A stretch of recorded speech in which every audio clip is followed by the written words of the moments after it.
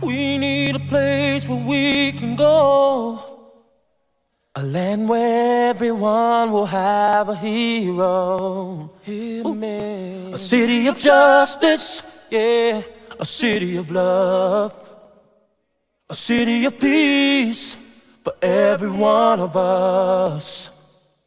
'Cause we all need it, can't live without it.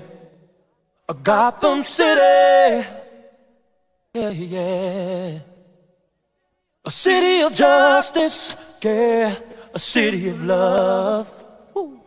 A city of peace for every one of us. 'Cause we all need it, yeah.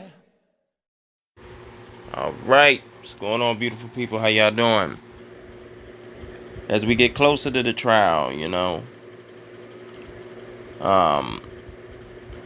I think it's important that everybody just sit back and just take a look, or just think. You know what I'm saying? Let me say, just think about what has just happened here. R. Kelly, we all know, big time star. A lot of us grew up listening to his music. You know what I'm saying? A lot of us have were major fans of his music. That is, and we all remember days throughout the mid '90s, late '90s, early 2000s to the mid 2000s. To the tens in the 2000s, I should say, of this man pretty much dominating R&B and being one of the most significant artists in the music industry, period. No matter the genre. We all remember this. We remember this man receiving awards constantly. Rolling Stone labeling him the most successful artist from 1985 to 2010. Him receiving the 2006 Stevie Wonder Song Lifetime Achievement Song Writer Award. You know what I'm saying? We've seen all this happen. We've seen how the industry has used this man's talent, and let me not just say they've used his talent. They have appreciated this man's talent. Whether it's record execs, whether it's the media, whether it's other artists in the industry. I mean, you name it. They have appreciated this gift that R. Kelly has been granted. So here it is. It's 2017. And like I said before, if you look at Section 203 of the Copyright Act, after 25 years, an artist can put in a notice or a claim to the label saying that they want their masters back. Okay? 10 years prior, 10 years before the 35-year time period. Okay? 25 years from 1992, which is the year he first released Born Into the 90s, along with Public Announcement, would be 2017, right? So we saw that. R. Kelly said on the I Admit, he sold all his publishing without knowing. He couldn't read the contracts. He pretty much was trying to tell us what all this is about. At least that was his side of the story, I'm not saying that he's just automatically right. No, I'm not saying that. I believe that he's innocent in these cases, like I said. And I know that how this world is, man, when it comes to these elites, and how they pretty much have taken advantage of the little people since America has been formed, or discovered, or whatever you want to call it.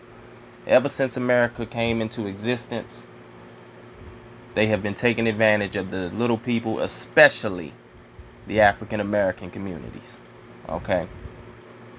Robbing us of our generational wealth. So that's why I say, everybody, that this is not about minors. This is about masters. Okay? So this man is clearly, he's putting the label on notice. At least you would think so, right? He's being vocal. He's starting to be vocal, and you're seeing footage of him talking about how he's worth over $800 million or $900 million. You know what I'm saying? But it's not reflecting that, according to celebrity net worth or whatever the case may be. It's not reflecting that, but it should be reflecting that. You see what I'm saying? When you talk about the caliber artist that R. Kelly is. Okay. So he starts being vocal about how, he wants his music back. He wants the rights to his music, his masters. The label doesn't want to do it. 2017, next thing you know, Jim Derogatis once again decides to write an article talking about he's running a sex cult. Now, nobody has claimed to recant that statement. Jim Derogatis has not been held accountable for nothing he's done yet, even though he pleaded the fifth in the 2008 case. He hasn't had to be held accountable for none of that. Nobody has. Then you got these parents. They get, they're being put in position to get press in the media, where Tim Savage has the audacity to hold a press conference in front of R. Kelly's home, coercing Asante McGee. Okay? He's been real quiet lately. A lot of talk has been about the Clarys. We got to bring these Savages up too, because they the ones that got all this started.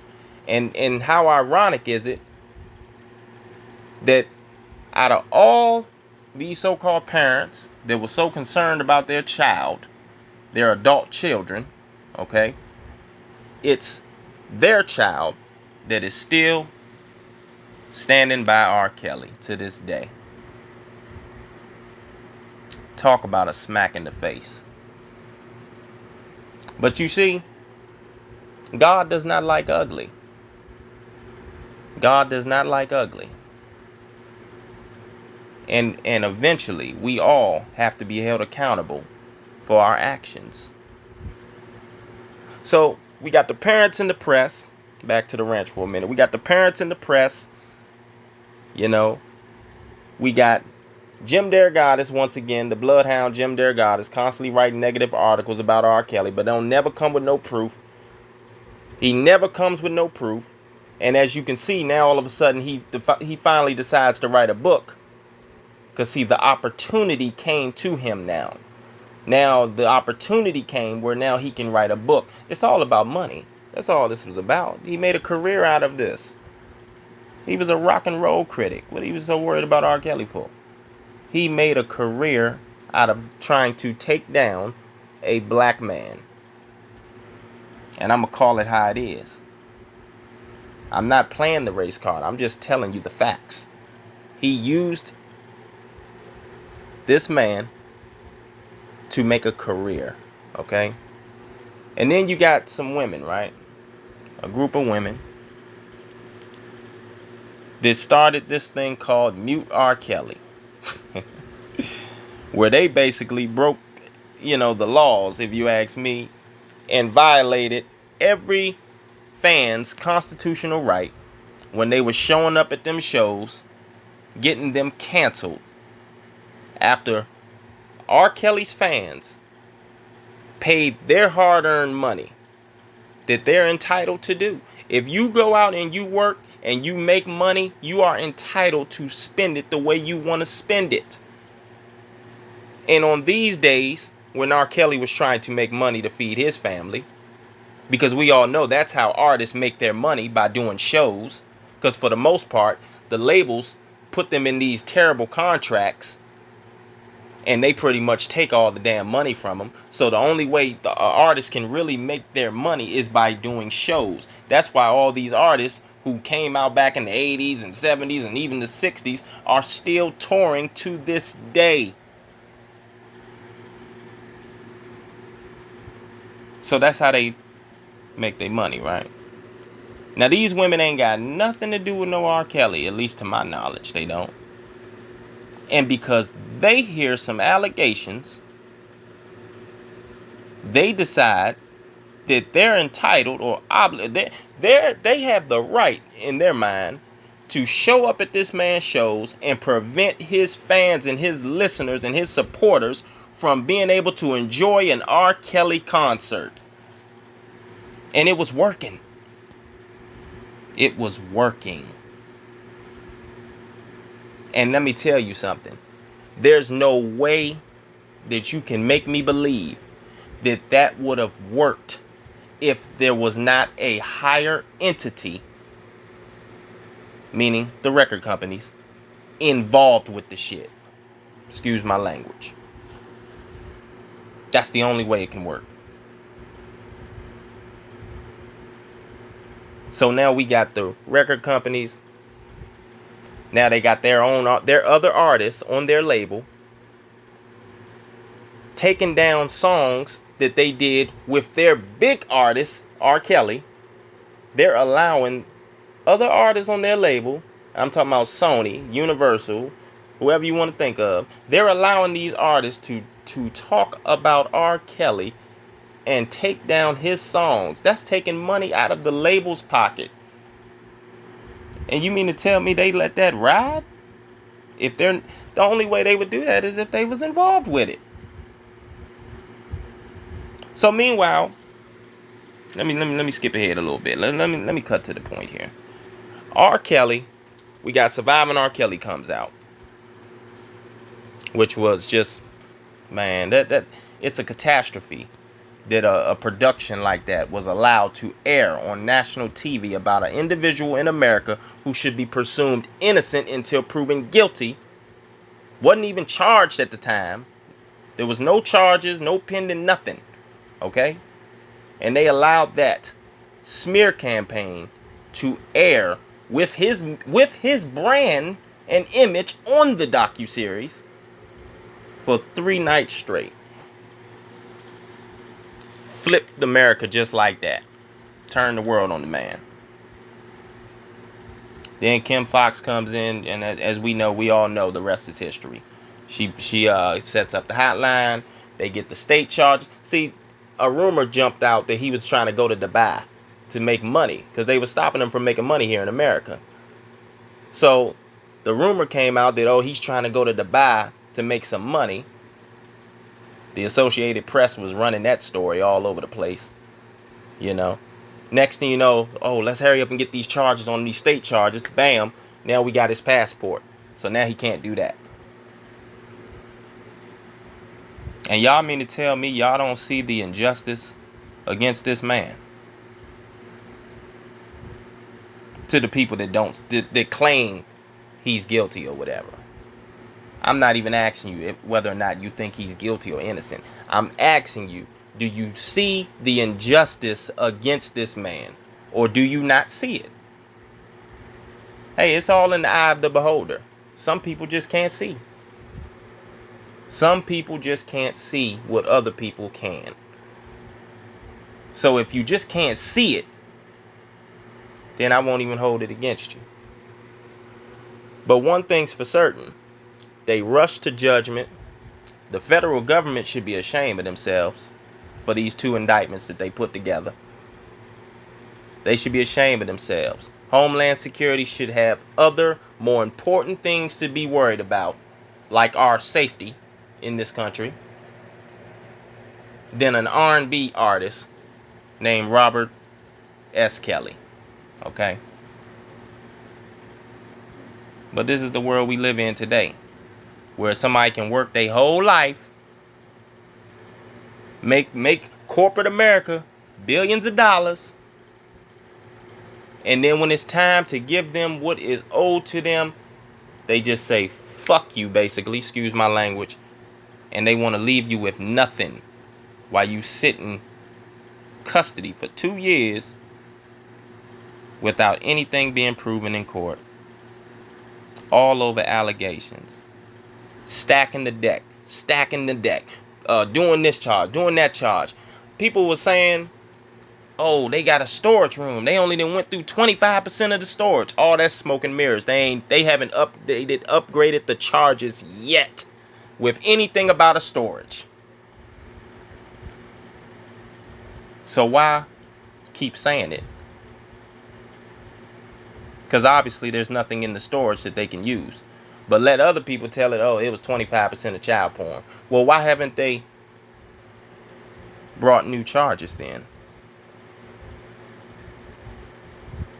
Smoke and mirrors. People always want to say, oh, I hate pedophiles. But let me tell you something.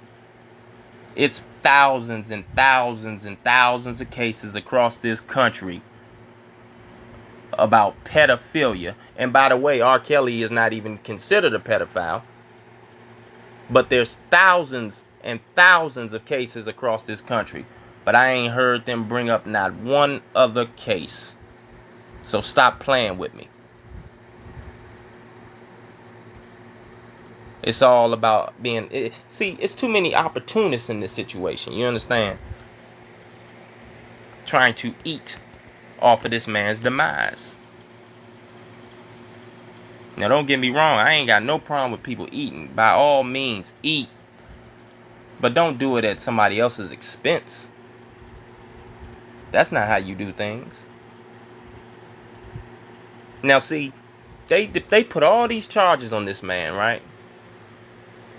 But let me tell you how people that really believe in their innocence and stand by their innocence, real G's, they don't take pleas for stuff they didn't do.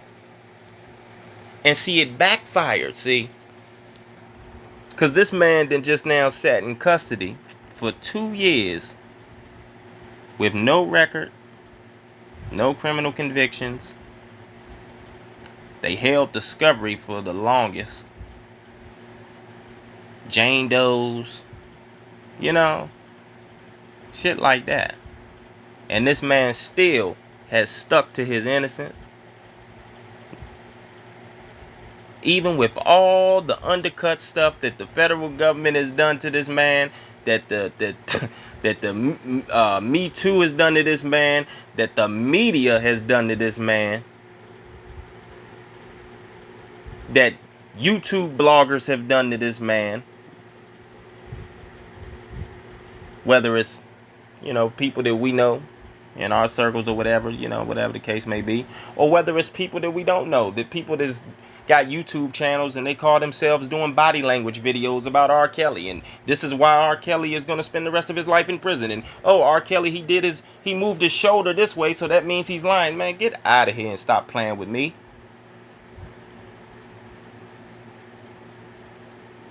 It didn't work. It didn't work, y'all.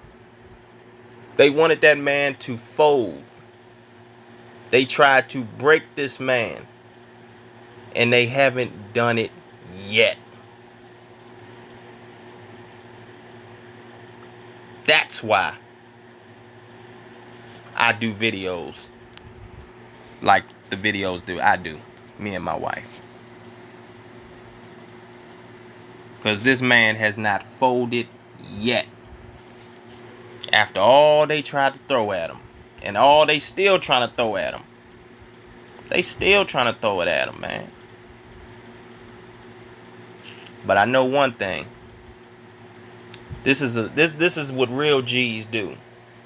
See, when the trials and tribulations is at you, you don't try to get out of it by taking down somebody else. Nah, that ain't how you do things. You don't start copping pleas, especially if you say you're innocent. Why? Who does that? Who accepts a plea and they saying they innocent? And I'm gonna tell y'all something. Youngin has been in custody for 2 years,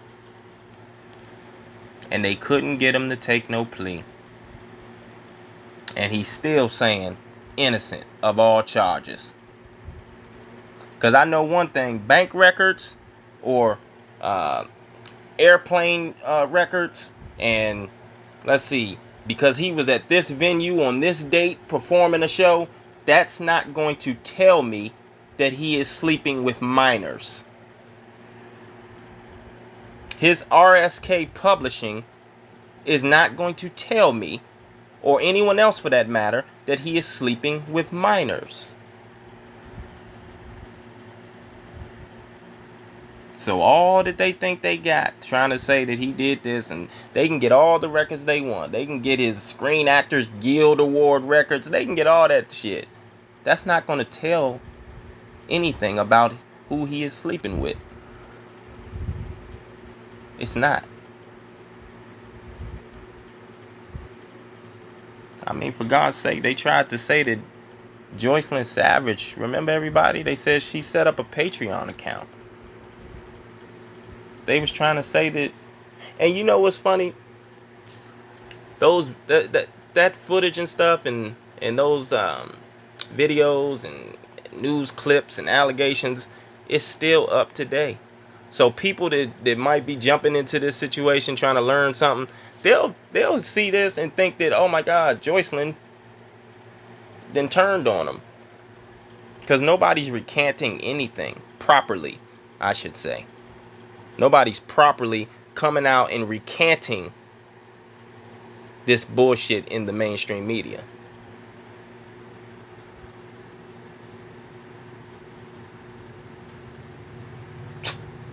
Boy, I tell you. It's almost time. It's almost time. And everybody that swore he was so guilty, it's time the shit'll get off the pot. It's time to come with the evidence. It's time to prove that this man is a monster.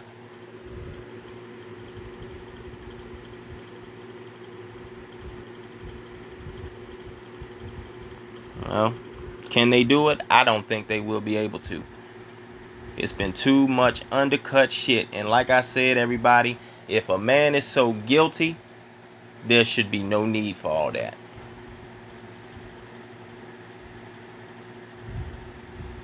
But shout out to R. Kelly.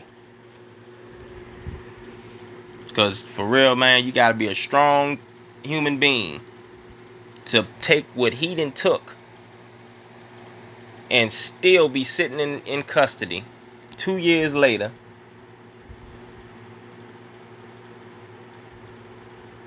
That's a strong human being right there. And I ain't got nothing but love for the brother. Much respect to him.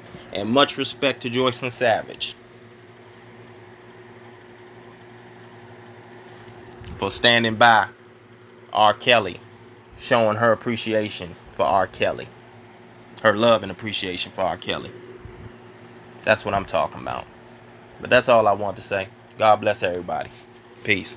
Called him a monster online. In a new video, Joycelyn Savage says she did not write the post to the crowdfunding site Patreon describing Kelly as controlling and abusive. She says whoever did write them is an imposter. Now, those posts have since been removed. Our national correspondent, Jerika Duncan, is here. I'm listening with both ears because this story seems to take on so many twists and turns. Yeah. What is Joycelyn saying now? She had a lot to say. I mean, essentially, she said that was not her. In the video obtained by TMZ, Savage says she claims that the singer abused her are, quote, nonsense. She also said she will not be part of the assassination of Kelly's name, career, and character. That's not me. I'm not even that kind of girl that would do something like that and portray him. Joycelyn Savage is fiercely denying new claims of abuse by R. Kelly. Nearly 2 weeks ago on the website Patreon, someone claiming to be Savage says Kelly abused her and kept her locked up like an animal. The post alleged she was told what to say in previous videos where she defended Kelly, saying a member of Kelly's staff starved her for days at a time until she learned her scripted lines word for word. But now Joycelyn says that was an imposter. It's just really, really, really sad that somebody would pretend to be me, and put it out in the world and say that I'm a victim, that I am brainwashed, okay, I'm a sex slave. What is your relationship, both of you, with R. Kelly? In March, Savage and Kelly's other live-in girlfriend, Azriel Clary, told Gayle King they are happy. He's our full support, and we're his full support. And all we need is each other. But Savage's family says they've begged her for several years to leave Kelly. Her mother described phone conversations with her daughter to Gayle. I call them prison calls because I can tell that someone is listening to the calls, and she called with a script. The Savage family says they are disappointed to learn that Joycelyn says she was not the person operating the Patreon account. In a news statement, they say for nearly 3 years, Joycelyn Savage has not been able to speak outside of a controlled environment created by Mr. Kelly. Her video today was not any different. That's stupid. Kelly is now in jail, awaiting trial, facing federal and state sex crime charges. In a March interview with Gayle, he strongly denied the allegations against him. How stupid would it be for me to, with my crazy past and what I've been through, oh, right now I just think I need to be a monster and hold girls against their will, chain them up in my basement, and don't let them eat and don't let them out. Robert, Stop it. Y'all quit playing. Quit playing. Robert. I didn't do this stuff. Kelly's lawyer said in a statement, now that we know that Joycelyn Savage was not the person behind the stories, we know that the stories that she told were complete fabrications, or at least the person was completely fabricating these stories. Kelly has not said that he's guilty of these things. He's pleaded not guilty to all charges and is expected to go to trial in the spring. Yeah, he still insists that he's innocent, but I have the same question. I think It took her how many days? Yeah. 12 days? 12 days between the time that Patreon post came out and what we heard. Did she address yesterday. that in the video at all? No. And what's Patreon saying? They apparently paid somebody. Well, they pulled Who the did they site pay? down. You know, this is a crowdfunding site, and the idea was, I'm going to tell you my whole story if you subscribe and pay this money. Well, there weren't a lot of people paying a lot of money to hear what this person allegedly had to say. It's interesting, when I did the interview with them, I didn't know R. Kelly was in the room because it was a big suite and he was around the corner. Yeah. But the minute they started talking, he started coughing loudly, and I know they heard him. I know they heard them. Whether that affected their answers or not, I still don't know. But they were very emphatic about no, they're there on their own free will. And if they wanted to leave, they could. That is very interesting detail. Yeah. All right, so I thought I was done, but you know what? I decided to just address this real quick. Do you see everybody how they had no choice, right, to air that? You know, basically Joycelyn saying that was fabricated and that's not me. I didn't do that, right? But do you see how the broadcast team, Gayle and her colleagues, do you see how they still try to leave doubt in the viewer's mind whether or not she did do? It's almost like they couldn't, you know, they add their little commentary onto everything else, but they couldn't add commentary basically saying, you know what, why would somebody do this? This is wrong. You know what I'm saying? Like, we understand that R. Kelly is being accused of all this and all that, but Jesus, why is people doing this? You know what I'm saying? They didn't add none of that to try to make the viewer understand that what just happened to R. Kelly is unfucking acceptable. They didn't do that. Instead, they still kept on insinuating, like, oh, she's lying. Like, oh, she was forced to do that.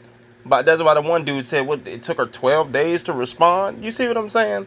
Like, what does that mean? 12 days to respond. She might not have found out until 11 days later that it was up there. You see what I'm saying? So I don't understand why they feel the need to add, you know, the little slick commentary. And then Gayle, once again, she had to remind people, or try to, not remind people, but once again throw that BS in people's face about, oh, he was coughing and all that.